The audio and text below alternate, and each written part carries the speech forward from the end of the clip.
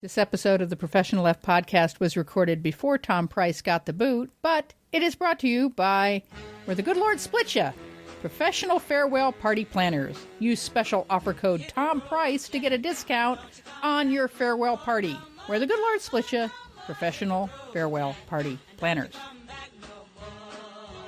You can listen to The Professional Left on iTunes, Stitcher Radio, or at our new website, proleftpod.com, where you can also contribute to this podcast. There's a PayPal button at our website, or you can mail us a letter and or contribution at P.O. Box 9133, Springfield, Illinois, 62791. This is the podcast for September 29th, 2017. It's not safe for work. Coming to you live from the place where Lawrence O'Donnell keeps his inside voice. Call fucking Phil Griffin. I don't care who the fuck you have to call. Stop the hammering. It's The Professional Left with Driftglass and Blue Gal.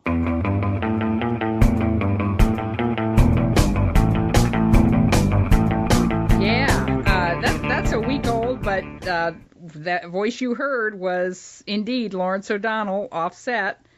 And people have been comparing that to Bill O'Reilly's meltdown back on when he was on Inside Edition, but I think this was a little different. This was quite different. This was not him not understanding what it means to say Sting will play us out. Yeah. What language is that? Yeah.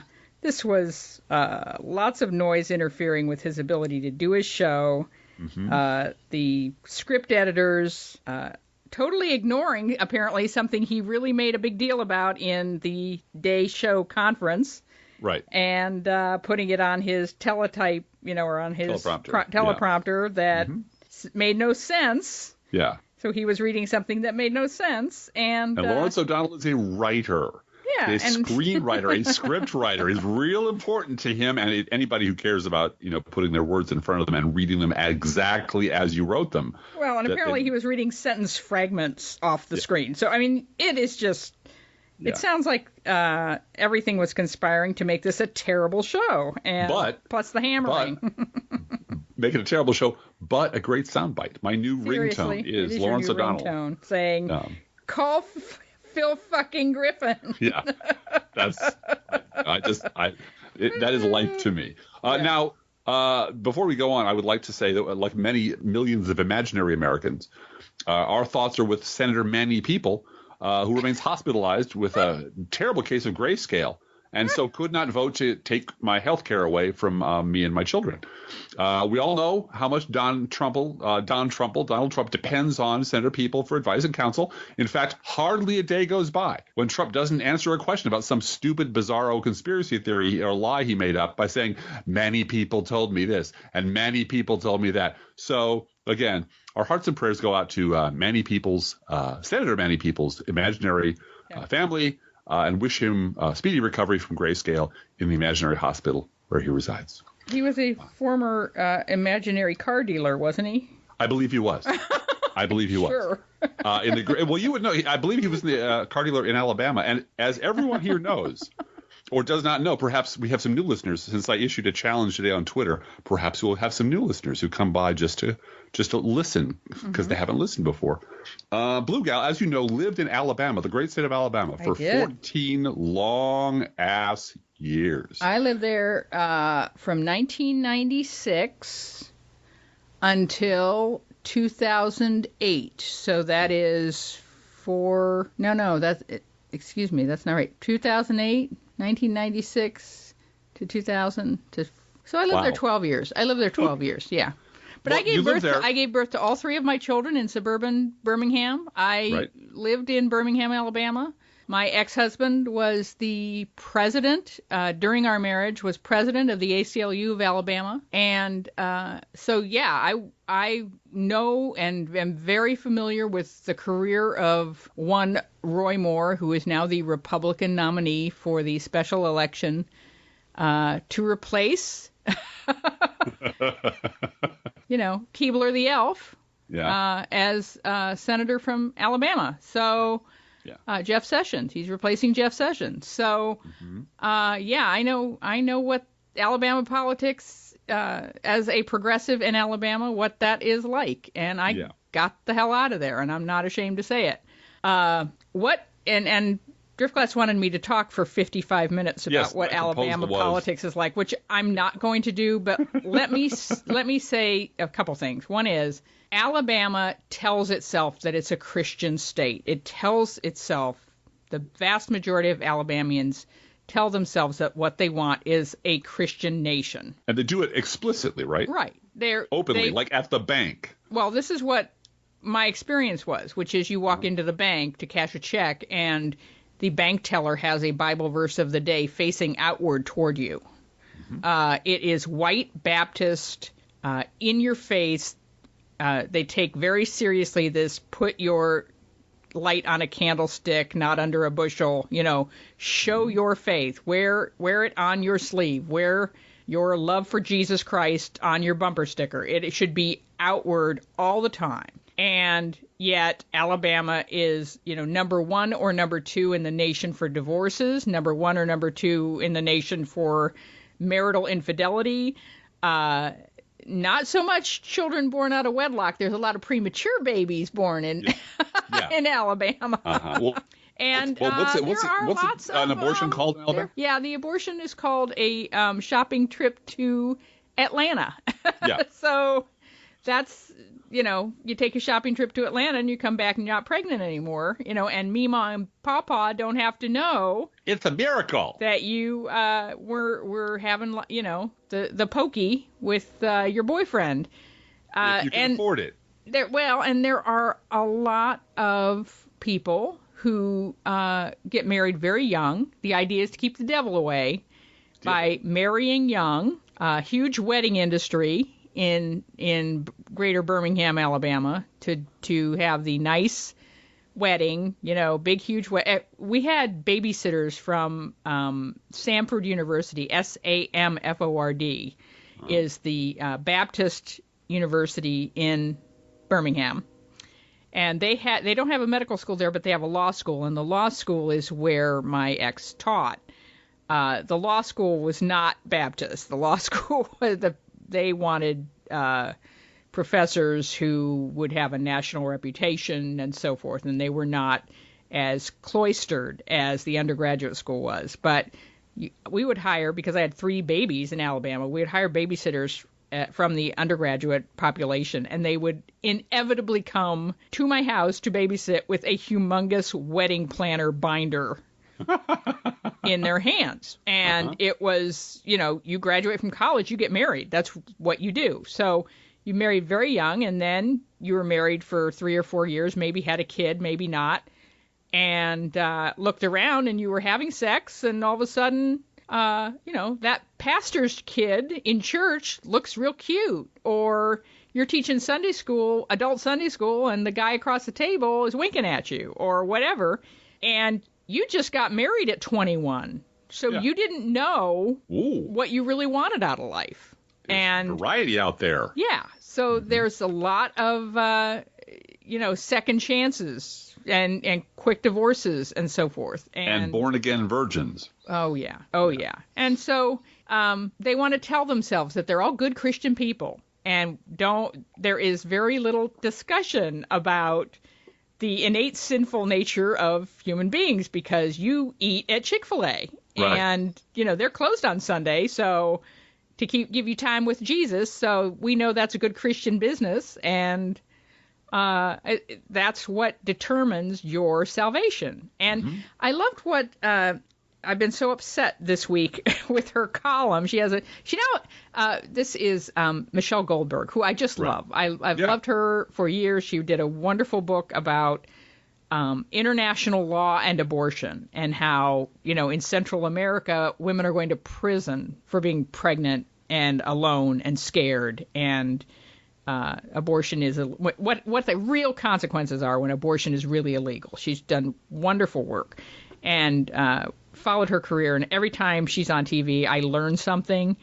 But she's now a columnist with the New York Times, and her debut column this week was about the tyranny of the minority, and how because of gerrymandering, because of Citizens United, because of all of these things, the whole country is now at the beck and call of Roy Moore, essentially. That we will have these kind of senators determining whether or not we have health insurance. That's what's happening. And it just depresses me beyond belief. But she really understands the thing that Roy Moore is about, and was talking with this about Charlie Pierce. And Charlie Pierce also, by the way, you have to go read Charlie Pierce this week on Roy Moore, because he loses it. Okay. And the two of them were on TV together. He goes full. He goes, yeah. You and here are twins. I mean, come on. Charlie works for Charlie. There are things, literally words he cannot use in his column. Right. And he writes around them in a very elegant way. Mm-hmm. But he is a half a block slower reaching the points I've reached emotionally, I think. Because he does not want to believe the evidence of his senses because it's so fucking depressing. Yeah. And he finally just said, no, I'm done. I'm done. Yeah. He reached the point that you reached 6 years ago. Yeah. Yep. All done. But Michelle Goldberg, I want to get back to both of them were on All In this week at the same time. And Charlie Pierce said what you have said many times, which is this is 40 years of Republican politics. Exactly. Roy Moore didn't just pop out like a mushroom and all of a sudden, oh my gosh, there's this weird thing here. Mm-hmm. But Michelle Goldberg used a beautiful word, antinomian. Yeah. And it's a theological term, and I wanted to bring this up. Oh, Lord. Antinomianism comes from the Greek anti, which means against, and nomos, which means law. And what it means is I'm saved, therefore I can do whatever the fuck I want. Right. And I can screw anybody I want, and I can drink all I want, and I can do whatever I want because I'm saved. Right. And she called Roy Moore an antinomian rule breaker. And absolutely, he can tell the rest of the Supreme Court to go to hell. He's been kicked off the Alabama Supreme Court twice. Once because he promised when he ran. First of all, Alabama elects Supreme Court justices. So you're going to get Baptists. You're going to get white male Baptists on the Supreme Court who don't want to hear about bathroom laws, don't want to hear about transgender people in bathrooms, don't want to hear about abortion, and it seems to me that the purpose of the Supreme Court of the United States should be to overturn decisions of the Alabama Supreme Every one Court. of those. Yeah, that's why it exists. Why they exist. So and let me just rephrase it. Roy Moore was crazy enough and outlaw enough to be kicked off the fucking Alabama Supreme Court. Exactly. The other justices saw him as a danger, and the reason they saw him as a danger was he promised. He was brought to prominence. He was in a little county courthouse, and he was a woodworker in his spare time, and he had the 10 Commandments on a little piece of wood up in his courthouse, and he directed a Christian pastor to lead his congregation, or his, it's not a congregation, it's his courtroom, in Christian prayer before he tried cases. Right. And he was sued for that. And because he was sued for being a Christian, that means that, he's up on the cross, right? And he's a victim of evil secular forces. And that made him a statewide hero to the Baptists. And so they elected him to the Supreme Court because he stood up for the 10 Commandments in the courtroom and Christian prayer. And I remember he was on like Dateline or Nightline, back in the day when he was on the Supreme Court. And someone from Nightline asked him, what about the Hindu or Buddhist who comes into your courtroom and has to listen to prayers to Jesus Christ? And he said, he just looked at the reporter and said, the Constitution wasn't based on the teachings of Buddha. It was based on the teachings of Jesus Christ. That's right. And the reporter just could not believe what was coming out of this guy's mouth. But this is what passes for good Christian leadership in Alabama. So in lots of this country. Yep. Alabama especially. But here is Roy Moore promising that he will bring the 10 Commandments to the Supreme Court of the state of Alabama. He's going to make sure that they have the 10 Commandments on display in the Supreme Court of Alabama, which, of course, the other justices who've been there for a while and are attorneys and not in some rural county courthouse where he should just be doing his little woodworking and be told to put it away for work, they didn't like this because they knew that the Supreme Court was going to rule against them, right? That they were going to be sued if the Ten Commandments was put up. Mm-hmm. So they called it Roy's Rock. There was a granite, right? Big 10-ton granite monument engraved with the Ten Commandments. Mm-hmm.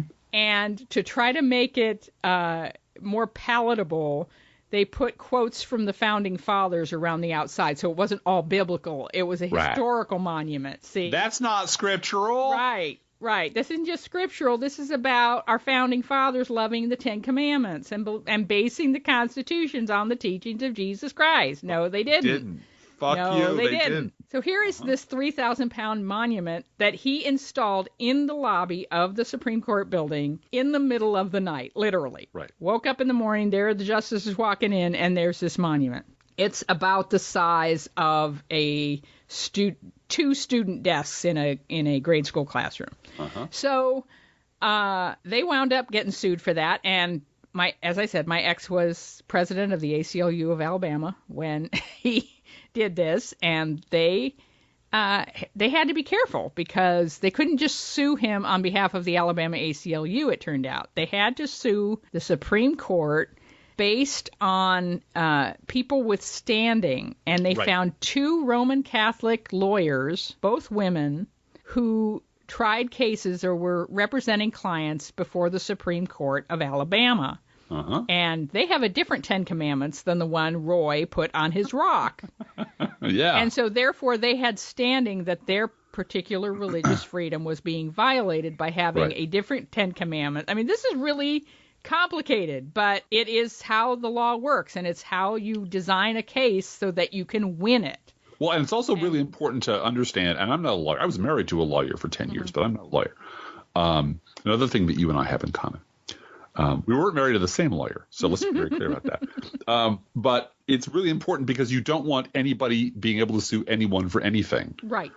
You don't just want a interest group, which the ACLU is. Their interest is civil liberties, but you don't want someone just coming in and say, I don't like this, so... You have to find someone who was harmed, materially harmed, or in some way plausibly harmed by this thing, and then sue on their behalf. And that's what they did. So, and of course, then these two women got death threats and got outed and got doxxed and got whatever. By all the good Jesus-loving Christians. By all the good Jesus-loving Christians who want, to be Christian. And so and then after they removed the rock, they threw him off the court. They said, they took action to dismiss him as a chief justice.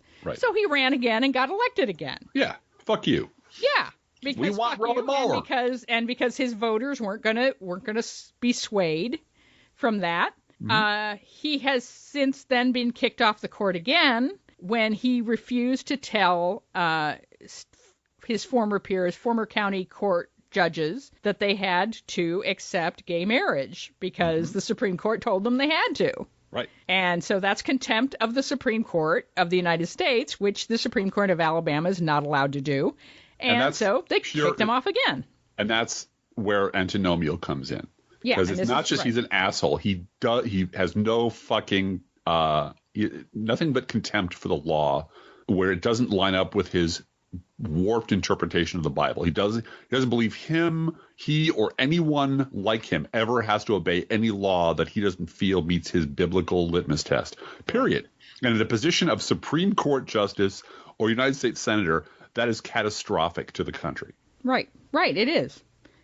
Because this is why I think if he wins this election, which Mr. Jones is running against him, and Jones was an attorney who, got the 16th Street Baptist Church bombers, the four little girls, who were, of course, let off by an all-white jury back in the 60s. And because there's no statute of limitations and so forth, he found a way to try them, convict them, put them in prison. And those Klansmen were finally brought to justice by this guy. So he's got a good record, and he is not running as... on the Roy Moore is a nut ticket. He is running on the Alabama values ticket. And he's a Democrat, but that's how he has to run in order to win. It's funny, you and I were watching Sherry Bustos this morning, who is she's from Peoria. Does it play in Peoria, Illinois? And you and I were talking about... That's what we do in our spare time. Yeah. Watch public access, local congressional people talk in front of the Chicago, the Civics Club, whatever the club is of Chicago, Speakers Bureau in Chicago, about, as you were going to say, values. Values, Illinois values. And she is the progressive Johnny Ernst. She talks like a farm girl. Mm-hmm. And she has found a way to couch progressive values in a way that is not scary to people from Peoria, Illinois, who are likely to be grandchildren of farmers and not want to hear. She said, I don't talk about Russia. I don't talk about Trump. I talk about jobs. Right. And I talk about how we can reward businesses that provide child care to employees. And here's a phrase. It's not about let's do child care for everybody. It's we will reward businesses. It's always there's this cushion, right? Right. And here's a phrase. I mean, she said, it's not that I disagree with my Democratic colleagues. Mm-hmm. It's not that I disagree with the Democratic Party. It's that I want to focus on these 5 things right now. Right. So she doesn't say, in order to make a revolution, we must destroy the party, burn it to the ground. No, she doesn't say that because that's fucking insane. She doesn't want to. She doesn't, bank on a proletarian uprising. Right. Not in Peoria. No. Not in Peoria, Illinois. She's not going to get it. Because that's fucking crazy. That's never going to happen. What that will do is it will take all the people that you want to ally yourself with and alienate half of them. Mm-hmm. It will make the other half pissed off because those people aren't pure enough. Right. And it will empower the people you're trying to stop. It's the worst possible strategy unless you're the person waving the red flag and screaming about revolution, because you'll do fine. Right. You'll find a bunch of people who will send you money and send you buy your books and do everything else, and so forth. Yeah. You just won't find enough of those people to actually change anything and put you in Congress. Right. And she is passing legislation to get things done. Right. Introducing legislation in a bipartisan way with her Republican colleagues to encourage businesses to do things that make it easier for working women to go to work. And by the way, can I jump to the end and then come back? No, because I want to just finish with Roy Moore in terms of running against Roy Moore with Alabama values. Gotcha. Because I want to talk about why Luther Strange lost to Roy Moore. This goes right back to Alabama telling itself it's good Christian state and yet screwing around all the time and getting divorced and drinking a lot. There's that joke about how do you preserve your beer on a fishing trip? Take 2 Baptists with you, because then they won't drink. If you take 1 Baptist with you, he'll drink all your beer. But if they're watching each other, then they're both good Baptists, right? And they don't drink. So Luther Strange was the Attorney General of Alabama, and he was in charge of investigating Governor Robert Bentley. Do you remember what happened with Robert Bentley? Robert Bentley was the one having phone sex with his secretary. Oh, that's right. It's so hard to remember which one was fucking around or dick picking or whatever with whom, because that's now our national dialogue. He was caught being excited on the telephone. Yes. With his secretary and spending state funds on her. Oh, no, that's... and he had gotten elected as a Republican to do all the right things with, I'm a good Baptist and here's my Bible verse of the day on my website and whatever. I mean, you open up, they don't have yellow pages anymore, but you used to open up the yellow pages and see under plumbers, people that would have Bible verses and the fish in their ad in the yellow pages, because you have to put that forward. And you hire, other Baptists, and you do, you're looking for that Bible verse. That tells you got a good Christian man coming to fix your toilet, right? Mm-hmm. Yep. And you want a good Christian man elected governor until you find out he's doing the humpa on the phone with his secretary. No, he's a good Christian man. He's married to his wife for 50 years. Well, guess what? They're not married anymore because he dipped it into his secretary. But you know what? God has forgiven him. Well, I'm not perfect. I'm just forgiven. You hear that all the time. I'm not perfect. I'm just forgiven. Sure, yeah. I'm sure my political enemies will try to use this against me. Right. Exactly. You got it. So Luther Strange was the person put in charge of investigating Robert Bentley. And instead of doing that, he decided to take from Robert Bentley the vacant Senate seat left by Jeff Sessions and go to Washington, where he was embraced by Mitch McConnell, which is also a problem, turns out, because, Mitch McConnell's a failure. Mitch McConnell failed to repeal Obamacare. So all of this going on, Luther Strange appears to be part of the swamp. Yes. And because he's set aside investigating Robert Bentley to take a big job in Washington, D.C., and Roy Moore can run against that. Right. And so Luther Strange lost, in large part because the people of Alabama felt betrayed by him. He betrayed us. And as one person on MSNBC from Alabama said, this was really a referendum on Robert Bentley being, disappointing everyone, right? He's no better than those Yankee devils and outside agitators that come down here and try to tell us how to run our business. So that's my Alabama experience. There are definite pockets of progressivism in Alabama that are hidden from national view, which is too bad. Birmingham, suburban Birmingham, has lots of white progressives. In it is the fastest growing county, Shelby County, Alabama's fastest growing county in Alabama. Those folks are very well educated. A lot of them are Yankees. Yep. A lot of them are from overseas. The medical facilities in Birmingham are larger and have more patients and more research being done than the Centers for Disease Control in Atlanta. It's a huge medical center. And Huntsville also with the Jet Propulsion Laboratories. Huntsville has a huge gay pride festival every year. They have a Whole Foods. They have universities. They have coffee shops. They have everything that you would think. Right. And it is Huntsville in particular is the hidden gem, just like, and it's not hidden anymore, but Austin, Texas. Yeah. Everybody knows. Nobody in Austin wants anyone to move there anymore because everyone that can possibly move to Austin who's progressive is moving to Austin. It's just it's expensive to live in Austin and so forth because everybody realizes that's the progressive hidey hole, of Texas.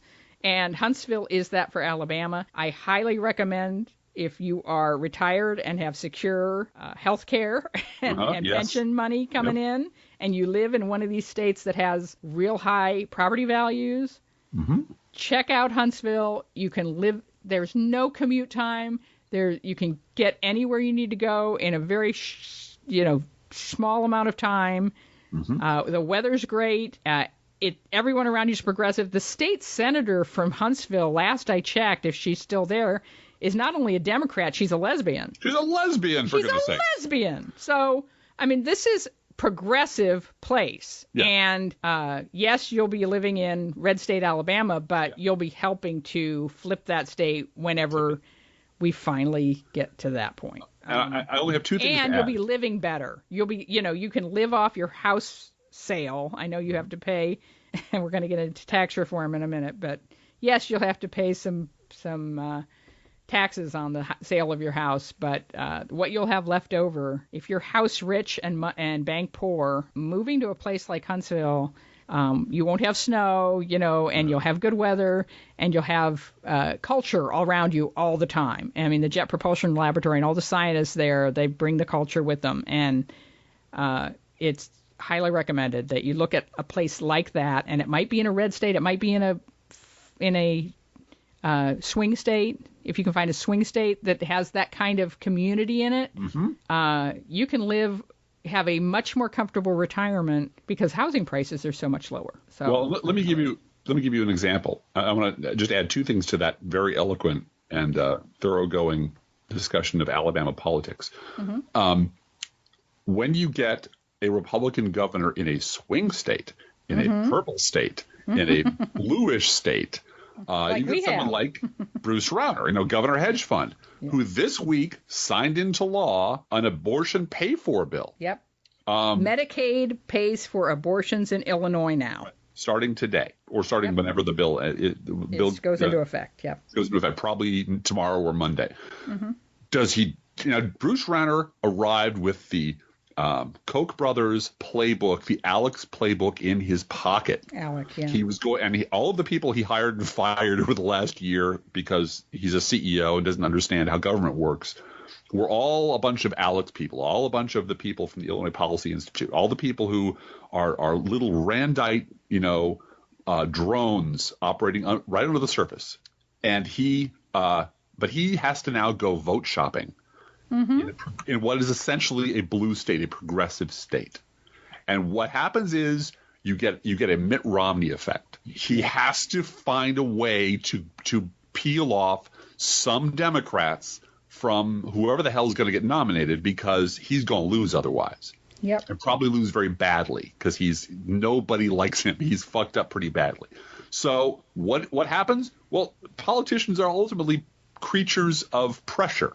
They will respond to a push from any direction as long as that push overrides the push coming from the other direction. So the push in Alabama is, we want the 12th century. We want to roll back the fucking Enlightenment. We're a bunch of inbred, gas-sipping, sister-fucking morons who think Roy Moore is the second coming. And there's nothing to push back against that, because that's the way the state has let itself go. In Illinois, there is pushback, and a politician like Rauner will respond to it because he has to, because he can do math. Second thing I want to add, just very quickly, I'm not going to read the entire blog post from April of 2005 entitled Little Red State Funding, because that would be unfair. I posted it 2 or 3 times before, and I'm sure I'll put a link at the end of this podcast. But for the purposes of teaching our kids what the hell's happening to our country, 12 years ago, I repurposed the Little Red Hen story into Little Red State Funding. And it fits very well, and it's been very well received. And I repost it every now and then when I need to raise some money. But I would like to read you just the first paragraph. That's all. Okay. This is from April 24th, 2005. I've been blogging for about 10 minutes at this time. One day, we will have to explain to the children what happened when Thurston Howell III lost his right mind and decided that for the sake of some tax cuts to make him incrementally more comfortable, his very bestest buddy in the whole wide world were the ultra right-wing Gorgons down in Jesus land. That has been the Republican Party's devil pact, not since Donald Trump was elected, not since the last Congress was elected. That has been their bargain. Open. I mean, I could see it 12 years ago, as plain as the nose on my face, what was going on in the Republican Party. But every single fucking Republican has lied about this. The media has lied about it. They will not talk about it. Well, now there's Roy Moore. And there's a whole bunch of Republicans who are saying, I don't even know who he was, but as long as he votes for tax cuts, I'm cool with that. And that's who they are. I've said this before recently. The Republican Party is a machine designed to destroy government and get rid of taxes for rich people. And I've said it 12 years ago. I'm sure I thought it 12 years before that, because it was plain and obvious and clear. And anyone who's been a Republican during that time has either been willfully ignorant or criminally complicit in what's happening right now. And anyone who pretends that what's happening right now just happened a year ago or just happened 18 months ago is lying. They're lying to protect their reputation, their psychology, or their pocketbook. That's who they are. They all have to go. All of them have to go. They're all the problem. This segues very nicely into Donald Trump's tax bill, which, Axios, by the way, which seems to be the only news source anybody quotes anymore, funded by the Koch brothers in the oil industry, is... they're everyone's friend. They're everyone's friend. They are reporting, maybe Donald Trump is going to flip on his own tax plan. It's not his tax plan. It is Republican tax policy. This plan belongs to Paul Ryan. It's been his tax plan since he became a House member. He has been, he's a numbers guy. He's a policy guy. No, he isn't. He's a Randite. And he wants to do exactly what Driftglass just said, destroy government, cut taxes for rich people. That's the purpose. That's it.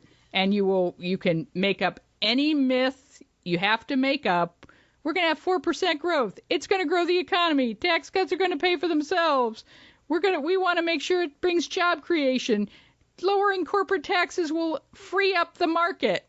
And anything, all of it is just bullshit. Mm-hmm. And everyone knows it's bullshit. And everyone knows everyone it's bullshit. knows. Everyone knows it's bullshit. Yeah. And the two things that make me so mad. Number one, it does not matter what Congress does. ExxonMobil, the multi-billionaires, the Walmart families, and the Trump kids, and everybody else in the world who has access to massive capital is going to adjust their behavior so they don't have to pay taxes. Right.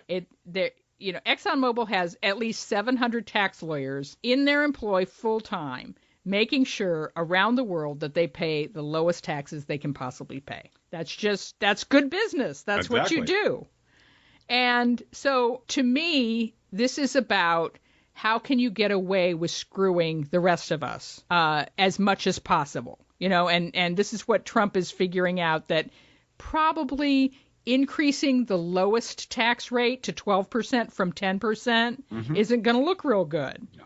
And, I might have to back away from that because it looks terrible that I'm giving my kids millions and millions and millions and possibly $1 billion by eliminating the estate tax, which, I was going to call the Kardashian tax. I have been calling it that for years, the Paris Hilton tax, because that's the kids that benefit from it. It's Kardashians, it's Paris Hilton, it's people that have between $5 and $6 million estates and are leaving them to their kids.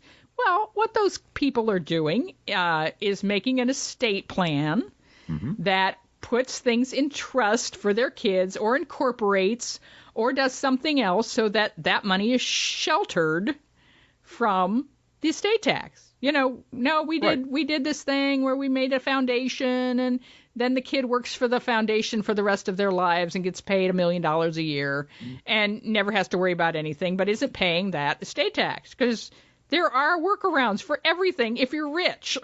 And it's about how do we pretend that and the games that they're playing. This is what makes me so infuriated is the games they're playing of, well, we don't need to go 10 years out. We're going to go 15 years out, and it's going to be balanced in 15 years. Sure, or maybe 20, maybe 22. Or maybe 20. Yeah. And someone on Twitter, one of the famous Twitter people, I can't remember exactly who it was, whether it was, I think it was T-Pain. Is that sure. The Twitter guy? Okay. Said, they always leave off the last part of their tax plan, which is elect a Democratic president to fix the economy. Yeah, clean up your fucking mess. After they've destroyed it. Yeah. And I said, that's not the last step. The last step is screaming like banshees about the deficit. Right. So that we have to cut food programs for children. Right. Because that's the final straw is we're once again destroying government, right? And that will lead to more tax cuts for billionaires. And so that's the one of the things that makes me furious about this. The other thing that makes me furious is we have no transparency in the media. Mrs. Greenspan has on her show 2 supply-siders. Right. To talk about the tax plan and how is it going to work? Because she wants the estate tax to go away too. If Alan Greenspan kicks this mortal coil, she doesn't want to be left paying taxes on his estate. No. And we have we know that Tom Brokaw is leaving trust funds. He has said so on Daily Show. My children's children will never work. My grandchildren never have to work a day in their lives because he's got, he was making half of $10 Montana. $10 million a year. Yeah, Yeah. When he got there is that story about him when his he and his agent get in the car. His wife is there. Tom Brokaw's lovely, wife of 47 years. He's been married he married his high school sweetheart. And the agent and Tom Brokaw get in the car after he's negotiated his NBC nightly news contract. And she said, how did it go? And the agent says, you'll never be able to spend it all. And that's the answer. And they will never be able to spend it all. They will never miss a meal. They will never miss a day's worrying about anything. Copays. Except mortality. Yeah. Right. And getting cancer, which, poor Tom Brokaw, poor John McCain. You can feel sympathy for these people dealing with illness as we feel sympathy for anyone dealing with anything. Right. That's bad because life brings those things. And still say, what the fuck is going on with Puerto Rico? Well, and why are our priorities to make sure that Donald Trump's kids get a tax cut while his entire cabinet is flying around in private jets? And the price Tom Brokaw pays for that enormous wealth and influence is that he has to be at the beck and call of Phil Griffin and Andy Lack, so that anytime they need to wheel him out, it's like, it really is the extremes on both sides. That's the extremes. If the extremes on both sides would just stop. There's this great group called No Labels. I don't know if you've heard of it. That's his fucking job now. His job is to be, an older and less, sibilant Tom Friedman. His job is to be Ron Fournier with hair. His job is to be Matt Dowd on a different network. They're all the same guy. They're all the same purpose. They all serve the same function, which is when the conversation gets too close to taking away my stuff or cutting too close to saying that one party is to blame for all this shit. You roll out the respectable, venerated journalist. I spent over 700 years covering the war in Vietnam. Right. And talk about how both sides are to blame, except both sides. And what should happen in a perfect world is it would flash on the screen what he stands to gain from any tax plan. Yes, it should. And then he can talk about it. And the time we wasted on, the grand bargain. Repeal and fuck you? Right. No, grand bargain. Remember grand bargain? Save us all. Which finally fell apart because people realized that it was, and that's what this tax plan. Make no mistake, any Republican tax plan is a stealth attack on Social Security and Medicare. That's what it is. So I don't want to hear it that, it's going to be balanced in 15 years. Well, how are you counting on millions and millions of baby boomers dying off at that point, and that saves you Social Security money? Are you planning on the opioid crisis taking away 70% of Medicaid patients in New Jersey and New York? Is that what you're counting on? Mm-hmm. And I really think that's what it is. We're doing the numbers. We never hear that part of it. Well, we never hear. Go ahead. I just want to say that you understand how mad I am right now. I absolutely do, and I'm going to stoke that just a little bit. To say, and I mean this with all deference and respect, and using a disaster as metaphor is fraught with peril. But honestly, we are all Puerto Rico to these people. Yeah, we're all a faraway land where bad things are happening, and it's really very sad. But it's not my fucking problem. Mm-hmm. Mm-hmm. But I'm sure we can send them some aid or maybe some food, and we'll do a fundraiser and blah blah blah. But when it comes to the actual day-to-day life, they don't want to get involved. It isn't them. It isn't theirs. It's their country. It has nothing to do with them. They live in a very well-insulated, very well-financed bubble. They all live in the same bubble, and they all look out for each other's interests. And their interests are not our interests. They're absolutely not. Their interests are in direct collision with ours. And whenever there appears to be the possible crack in the bubble where some leakage might occur, and we might have to start talking about the fact that one party is to blame for this, not both sides, that's when you trundle out David Brooks or Tom Brokaw or somebody with a can of grout to seal that crack up. Except the problem now is, of course, as we mentioned before, now that President Stupid has shit all over the both sides do it terminology. Right, by using it. And boy, did he prove that he was an absorber of Republican argument and talking points, because we are pushed into a corner. Every Republican says that. Well, both sides. And then he did it with Nazis. Many sides. And that's for proving. He spoiled that. He spoiled that coinage, right? Yeah. Well, for now. So now we have a new word. It's called tribalism. Tribalism is a nice, scary, but non-judgmental word over which you can float, because you're not a member of any tribe. Mm-hmm. You're just floating over saying all tribes are bad. Look, there's a liberal tribe over there. There's a conservative tribe. It's the tribalism. It's just the same way of lying about the same thing. Mm-hmm. But that's now and you will see it everywhere. Yeah. It's fucking everywhere. And it's a focus group tested substitute term that everyone in that group, in that cast of people who's in charge of building themselves a lifeboat and getting the hell away from this disaster as quick as possible is using. And they're all in on it, Blue Gal. They're all in on it, and they're all saying that word. And then no one points out that in the Republican tribe of people that rub shit in their hair, literally, and think that smells like rose petals, that tribe is electing Roy Moore to the United States Senate. And what they consider the equal side, which is it's always Antifa or Black Lives Matter, is the extreme left. Yes. No one's getting elected to mayor of a city or city council or anything. No one is achieving that level of power at all. Any kind of power at any level at all. But this is again, I want to add to that what you're just saying, which is not only is the term both sides do it disappearing from the narrative because Trump wiped his Nazi ass with it, but the Republican Party is disappearing. Yes, right, the Republican Party doesn't really exist anymore. The Republican Party is now angry working class voters of no particular political affiliation. There's 36% of Trump supporters are just they're just all mad about the same thing. They're all mad about the same thing, and not mentioning their Republican-based voters. No, never, That's what never mention. Yeah, and you will hear again over and there. This is a deliberate, as an editor, as a writer, as a person who puts words together sometimes for a living. This is a deliberate staging of a puppet show.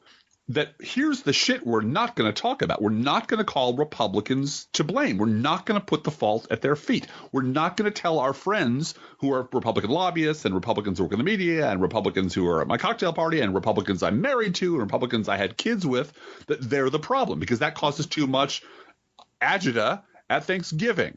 Right. So instead, we're going to come up with a bunch of soft language that never has to mention who's to blame. Everyone's to blame and no one's to blame. There are no Republicans. There's just angry working class voters who all happen to vote fucking Republican every fucking election.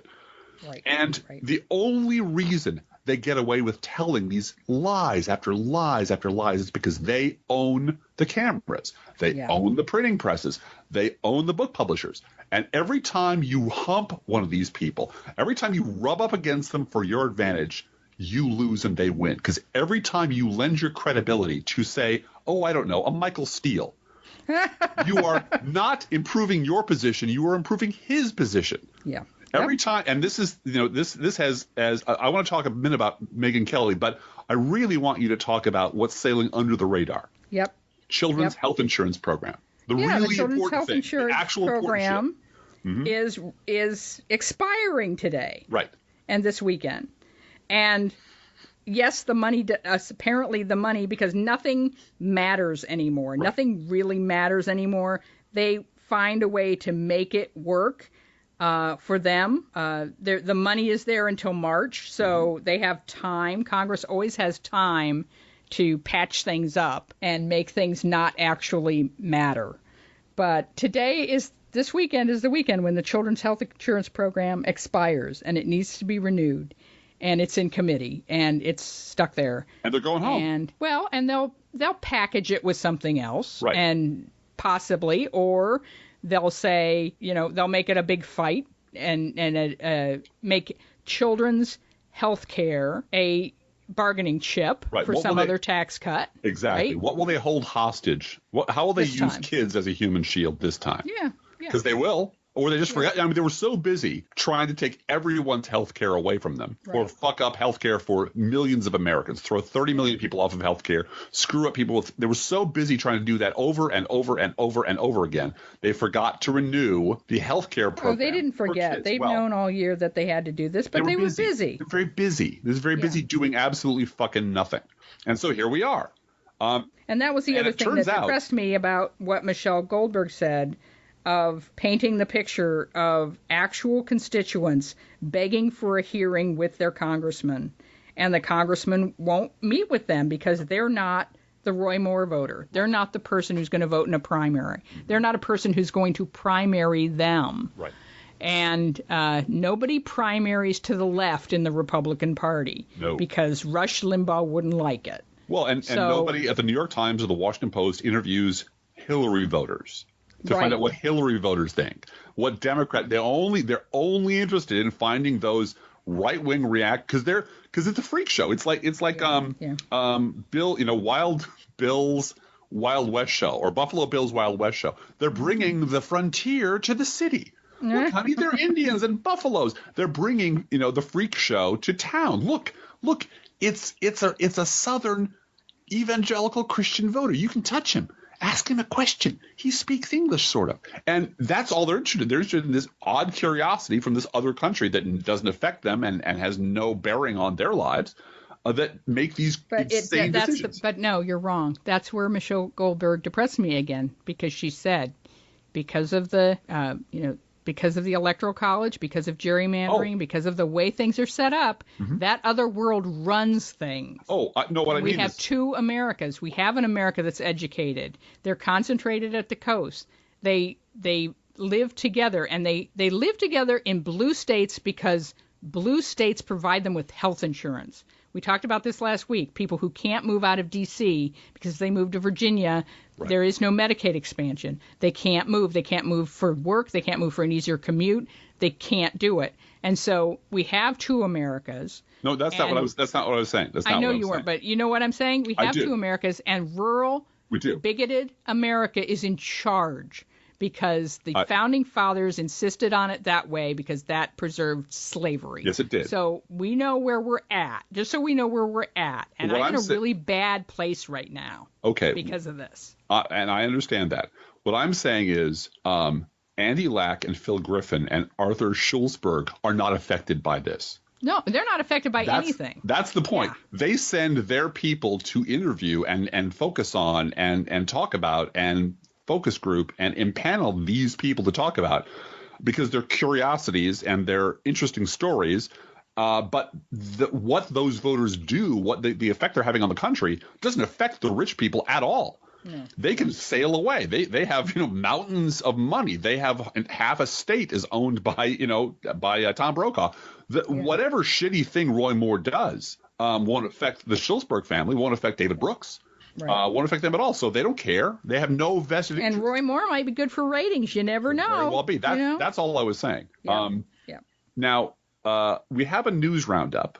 I think that's what we need to do now. And then. Well, I do want to talk a bit about the state of Congress, the effect of this, which is that Lindsey Graham, the co-sponsor of Graham Cassidy, turns out doesn't know shit about healthcare. Never did. Had no interest in it.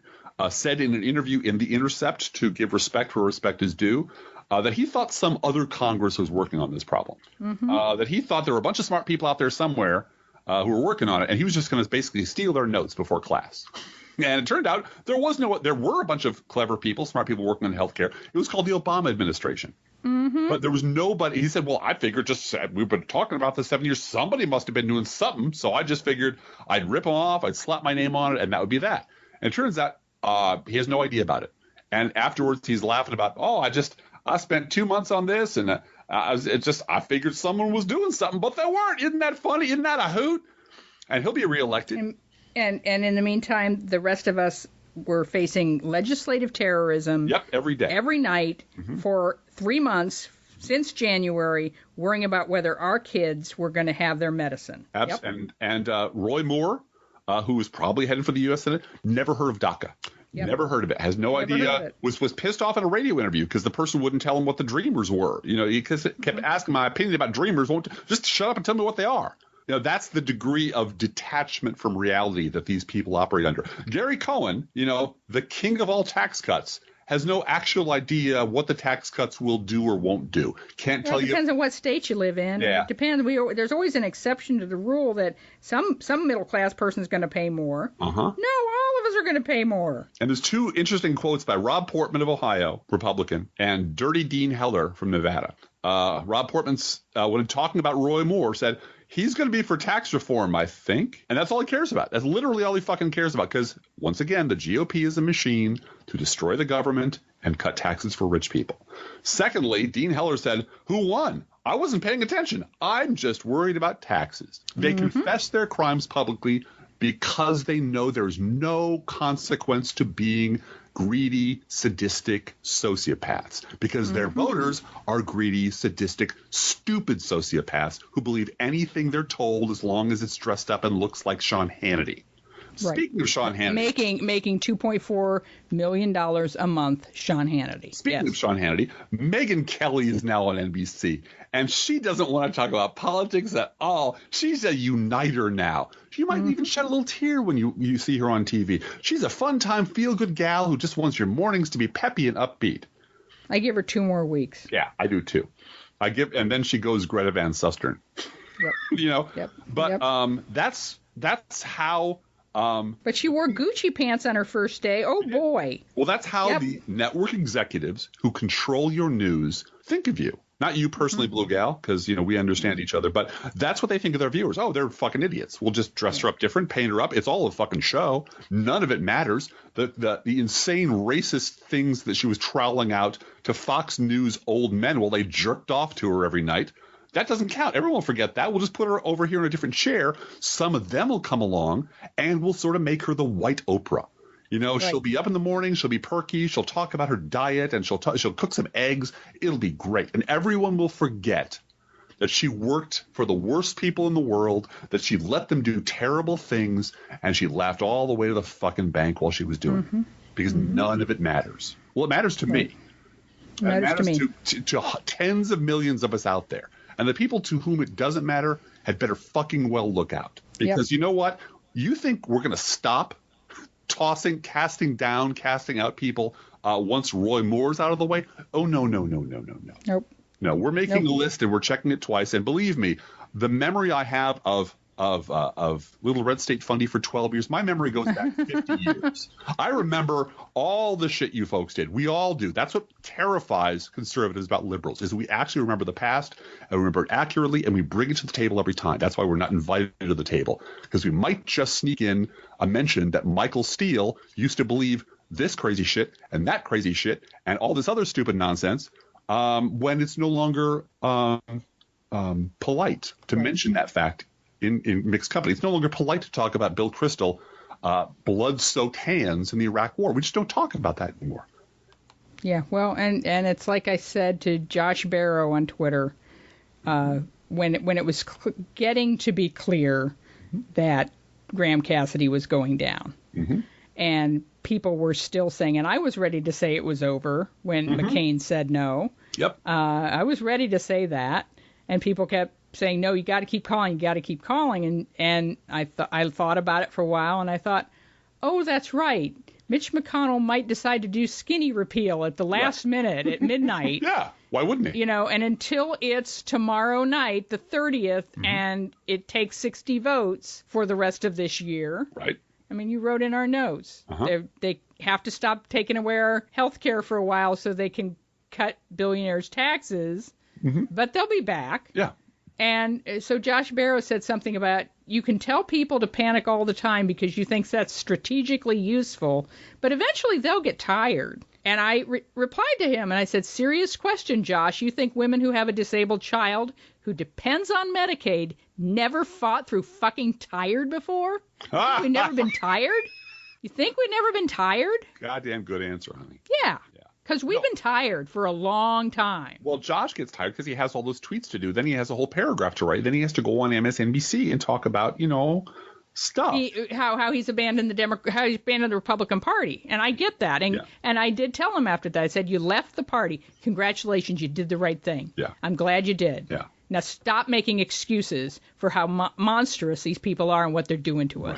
Right. I agree. He at least left. He said, I'm leaving the Republican Party. Yeah. I'm not a Republican, and I'm not going to be associated with them. He didn't say, oh, there are these good Republicans over here. No. And then there's the 36% of Trump voters who are really loyal to him. We don't quite understand where they're coming from, but, Who knows? Who knows who they vote? No sides, no labels is going to find ways to bring people together. No. And Michael Gerson and Joe Scarborough and Bill Kristol need to know the Republican Party is not headed for an iceberg. The Republican Party hit an iceberg 25 years ago. The Republican Party is on the bottom of the ocean now, and it has a small encampment of lunatics who live inside an air bubble, a stale, stinky air bubble made up of Rush Limbaugh beer farts.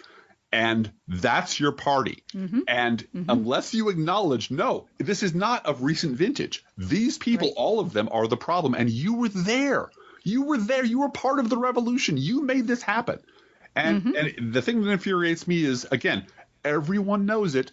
No one will say it except dirty liberal podcasts, which is why dirty liberal podcasts and bloggers are not allowed to play at the big boys table. I don't care. I mean, there is an anti-Trump industrial complex developing. Well, there was an article about that this week. Oh, really? And that the anti-Trump industrial complex that somehow, I don't know exactly. I could Google it, but you can go Google it yourself because I clicked the tab shut on that so quickly when I read what the article was about.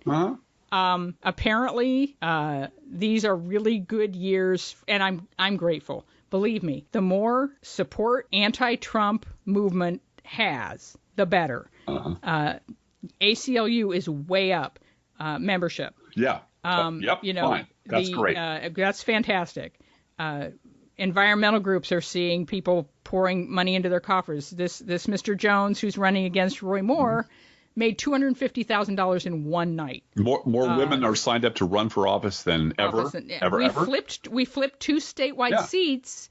We have flipped 8 seats from Republican to Democrat at the state level, the state house level, and Republicans have flipped 0 from Democrat to Republican in this year in all the special elections that have been held. We flipped 8, and we flipped them primarily with women candidates. This week, it was in New Hampshire where voter registration is 2-1 for Republicans, and Trump carried it by 23 points, carried this particular area. Woman Democrat won the state house seat.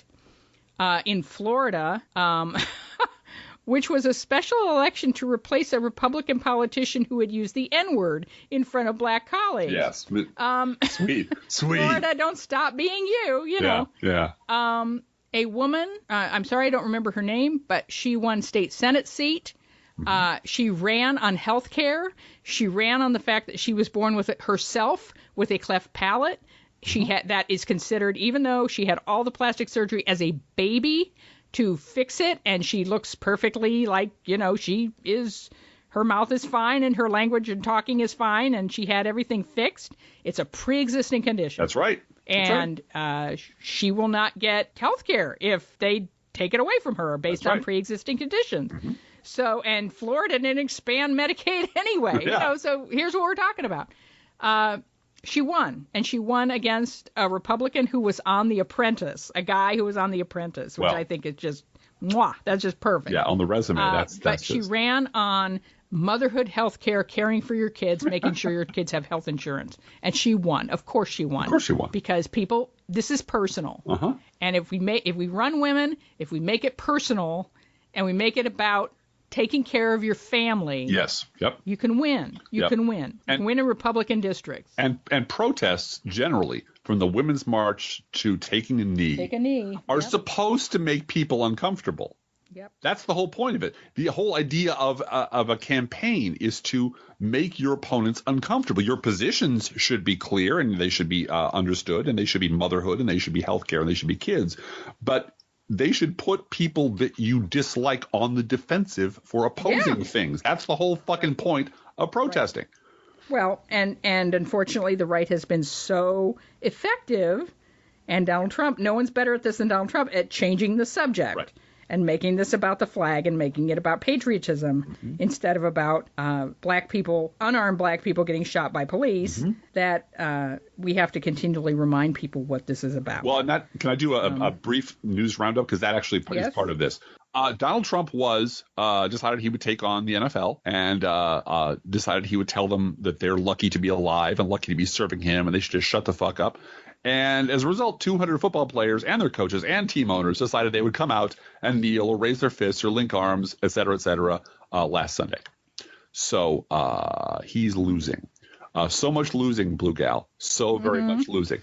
Jared Kushner, the prince who was promised, the king of the North, and several other close aides, this is just so perfect, of the Trump crime family, have all been using private emails while on White House business. Not only that, Jared Kushner apparently kind of lied to the Senate Intelligence Committee, a lie of omission, by not bothering to tell them about the existence of his personal email account when he was testifying in front of them. And by the way, that personal email account was not something from 4 years ago that he's always had and his best friends had. And so, yeah, they emailed him at work, but it was, his old email that everybody already had in their phones.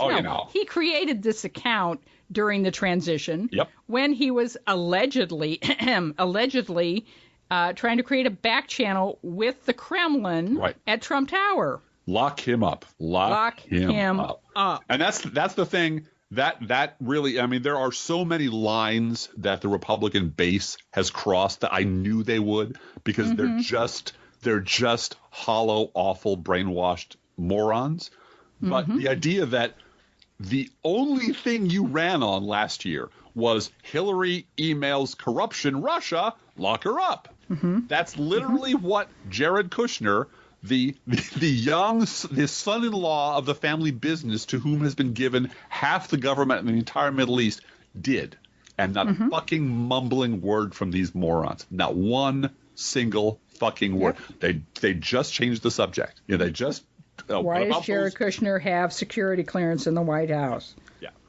Tom Price, sort of hand in glove with this, decided he would spend $1 million of your money to fly around and have lunch with his son and go to places and look at things and so on. Got caught, and now he's going to pay back $50,000, that $1 million, because that's what CEOs do, Blue Gal. It's not only him; it's now Zinke, who is the. Oh yeah, no, I was getting there.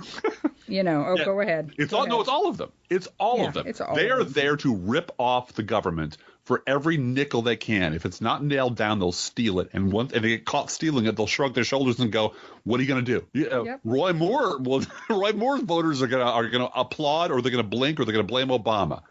And until that equation changes, we're just going to keep ripping this place off, because we know our voters are too stupid to stop us from doing it. And what is Trump going to do? He's having the Secret Service rent golf carts from him.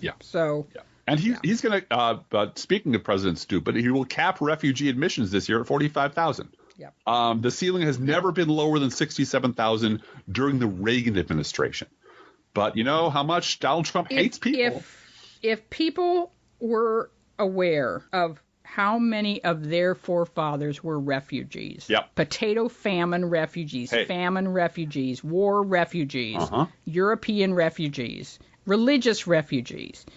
If Americans are so fucking ignorant, they don't realize that Puerto Ricans are Americans, that they're U.S. citizens. If they were aware of their refugee heritage, I think things would be different. I agree. Maybe not. I absolutely agree. If we still hung on to our past, and here's the give and take. The idea that you basically leave your country of origins conflicts at the door. That the Irish Catholic and Irish Protestants are not fighting each other in this country. I like that. I like that. This is a different country. It's a country based on an idea, not blood and soil. No matter what what Republican goose steppers say during their marches, it's not blood and soil. It's not the idea of democracy, and that's why I don't care what a person's color is, or their gender, or who they sleep with, or what their gender reassignment is, or what their preferences are. I don't give a shit about any of that. Nobody should. The only thing you should care about is that they believe in the idea of America. That's what qualifies you to be here. If you do not believe in the idea of America, the ideals of America, then you should leave. But if you're in complete denial about your own heritage and the fact that your forefathers, the first generation, no, they didn't arrive here legally. There was no law before 1924 for European immigrants. And no, they did not assimilate immediately into the American lifestyle, because you can just look at the number of foreign language newspapers in East Coast cities through World War II. You're just still mad. You're still mad at Ben Franklin for what he said about the Germans. I am. I'm still mad at Ben Franklin for saying that the Germans aren't white enough to be here. And he said that. He said they're taking all the good jobs. The Germans in Philadelphia are taking all the good jobs. They don't speak English, and their complexion doesn't match ours. And they probably smell funny. Yeah, they smell bad, and their food is weird. And what you don't realize about the Germans landing in Philadelphia is they were refugees, from whatever was going on in the Habsburg Empire, at that time. They didn't come over here as first-class passengers on the Queen Mary II. Nope. They came as indentured servants. They paid 6 years of labor, 3 years of labor, whatever, their labor in the United States to farm or to run a small, whatever, blacksmith shop. They were servants to pay for their passage to the New World. And so they weren't slaves because their servitude expired. But if you look at newspapers from Ben Franklin's day, the number of escaped indentured servants who ran away from their masters, and there's advertisements to retrieve a servant all through Philadelphia newspapers. It's fascinating to see. We just forget. We forget that this country, everything Bill Murray said in Stripes is true. We've been kicked out of every decent country in the world. Yes. We're all a bunch of mongrels. We're mutts. And we're not noble, bestockinged patriots in white wigs. Pure blood. Yeah. Right. Pure blood, well-educated, writing with a quill pen. If you would like to know what America looks like in the ideal, rent Casablanca and look at all those people watching the airplane leaving Casablanca. They all want one thing, to go to America. Yeah. And you have the good Germans in there who are practicing their English because they want to get the hell away from Germany. Hitler. And they want to go to America. And the people who, the Hungarian couple, a young Hungarian couple, the woman who's willing to sleep with the prefect of police just so she and her husband can get out of Casablanca. I hate to spoil it if you haven't seen it. Because the devil has the people by the throat. And we need to get to America. That's what America used to goddamn mean to people. It was hopeful. It was a place where refugees were welcome. And Donald Trump is saying, fuck you, doors closed, I'm in charge now. Me and Roy Moore now run this fucking country. And you know what? They don't. They don't run this country. They're an accident of history that we will erase. I guarantee you. But we have to work at it. We have to work at it every day. We have to work at it really hard. And I'm doing everything I can. Well, I know you are, honey. You're doing more than your share, actually. The acting head of the DEA will resign because Donald Trump's a lawless thug. So there's that. He's standing up for principle, huh? He is. He's standing up to principle and walking out the door.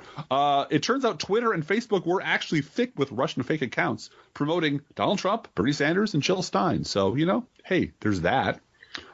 Strict ID law. Also, Black Lives Matter. Yes, because they're scary. Blacktivist. It turns out the Blacktivist, and I probably followed them on Facebook. The Blacktivist Facebook page was Russian and had more followers than Black Lives Matter did. So, yeah.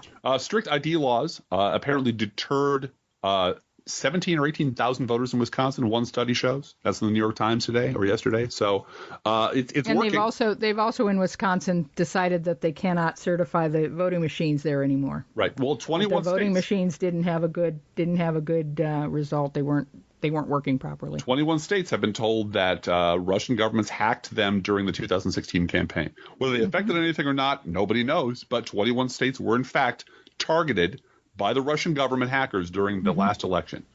And beware of anywhere in California and Alabama this is going on, these talk of secession. Yeah. Be very careful when you see that. Chances are it's a Russian talking. It probably is, or fronted or funded or whatever. And last but not least, of course, because this is something that I can't control, so I put it in the back of my mind, like the meteor or whatever. Trump and North Korean Trump are both still waving their dicks around and promising to, kill millions of people because both of them are sociopaths who can't back down. And that's the world we live in now. And fortunately, or whatever, Donald Trump is easily distracted. Yes. Ooh, look, shiny thing over here. Okay. And but the North Koreans have considered Donald Trump's Twitter account a declaration of war. Yeah. So do I. Yep. On us. On us. And a reminder. I'm sorry, folks. I'm trying to be cheerful. A reminder to everyone here, you and me and the rest of and all listeners and so forth. We're the liberal media now, so this falls to us. I'd also like to take 1 minute, if you don't mind, executive privilege, Blue Gal. Absolutely. And say farewell to my dear uncle, who is a great and good man with whom I profoundly disagreed politically, but lived his faith and brought city folk to his farm to show them how the country was. He taught me how to use a gun safely and carry a gun safely, and to never be around anybody who didn't know how to use a firearm or use it safely. He taught me how to ride horses, and he was a good example. He brought urban boys and girls clubs to his ranch, right? He did. Like from the city to see his ranch. To just show them, give them a week in the country and show them, breathe some country air and look how things are here. And I rode horses with a couple of them when I was out there. And, he and I did not see eye to eye on a whole lot of things. And I mentioned on this podcast once or twice that the reason he was able to accumulate wealth and property was because he was trained by the government and was part of a really good union that made him a relatively wealthy man. That said, he believed, and then he was a lifelong Republican. He was a lifelong Republican who thought Reagan wasn't conservative enough. That said, he deeply believed in his faith. He was a Gideon. He put Bibles in hotel rooms. He did Flight for Life. He used his private plane, which was a little Piper Cub, I believe, to fly organs and blood to where they were needed in the country. And he really did, in fact, try to make the world a better place. He lobbied for a sculpture park in the town where he lived and got art brought in. So believe me, I understand when people have very mixed feelings about close family, but on this particular day, at this particular time, I want to say that because he has passed away. He passed away today, and I'm sending out hugs and kisses and love to my mom. She's the last of her siblings who are still with us, and she's healthy and strong and still going great guns out west. But I wanted to take. But it's a hard day for her. It's a hard day for her, and it's we want to make sure that she's wrapped in our love and our prayers are with her. Absolutely. We sure do love your mom. I want to wish a happy birthday this week to our dear friend Andy in England. Andy is, I won't say how old he's going to turn, but he has been one of those long-time podcast listeners and supporters and correspondents and supporters and and on and on and on, sends us money and sends us pictures of his nieces and nephews who are so cute. And so happy birthday, Andy. Happy birthday. He's gonna turn it's a milestone birthday for him this week. All right. Each week we post to our Facebook page and website an Internet Kitty sent in by you, the listeners. This week's Internet Kitty is Chester. Chester is an orange kitty whose mission is to make cat lovers out of people who don't like cats. And believe me, orange kitties are always very friendly, and he is very outgoing and will win you over. Chester also loves bubble wrap, and really, who doesn't love bubble wrap? Come on. People. You can send your Internet Kitty to us at our email address, proleftpodcast@gmail.com, or you can also write to both of us. Feel free to write us. We love hearing from you. Be aware that if you write us at any of our addresses, we reserve the right to read your email or U.S. Postal Service. Go Postal Unions. Letter on the air unless you say otherwise. Don't forget our gourmet coffee guideline. If you can afford to buy an espresso-based beverage for yourself, buy one for us. And don't forget our Amazon link at our website. We believe in buying local. We also believe in shopping Amazon with our link if your alternative is a big box store. Approximately 1% of our listeners support this podcast with a contribution. You can too. Lots of people have been sending money to hurricane relief, which we totally understand. Yep. If you are of limited income and limited means and you feel the need to do that instead this month, we understand that. Absolutely. Those of you that are able to support us as well, we sure do appreciate it. This is our job right now. Yep. And so you help us pay our bills, and we appreciate it. You can see our website, proleftpod.com, for details. Both our PayPal and postal address information is there, along with lots of swag. It's not too early to start thinking about the professional left T-shirts and mugs and magnets and bumper stickers, etc. On our Zazzle store. All of that is there at proleftpod.com. Make great Halloween costumes and Christmas gifts. A professional left T-shirt is part of a Halloween. If you were Donald Trump wearing a professional left T-shirt, wouldn't that be kind of blow your mind? I'd give you 2 Snickers bars if you showed up at my door wearing that. I think you should go as Tom Brokaw wearing a T-shirt that says "Both Sides Don't." Because we have those too. So. We do. We got everything, guys. Yeah. We got the "Both Sides Don't" shirts. So thanks to our nerd angel, we have everything. Our nerd angel, the YOLO GOP. Thank you very much to her. Please share our show on Facebook or Twitter, and thank you so much for doing that. Hey, Drift Class, how are the Internet Kitties doing this week? Blue Gal, the Internet Kitties wonder what the hell happened to Rudy Giuliani. Da da da. Da da da da. I'm sure by Tuesday he'll be head of HHS. So, yeah. Flying in a private jet to Washington, D.C. to be sworn in to replace Tom Price. Yes. and take away our health care. Yes, Tom Price, who's resigning to spend more time with Chris Christie's family. Let's think about living. Think about living. Let's think about loving. Think about loving. Let's think about the hooping and the hopping and the popping and the loving, lovey-dovey. Let's forget about the wine and the crying, the shooting and the dying, and the fellow with the switchblade knife. Let's think about living. Let's think about life. The Professional Left podcast is recorded under a Creative Commons license. Copyright 2017, Driftglass Blue Gal Podcast. Fake news, sparkle farters.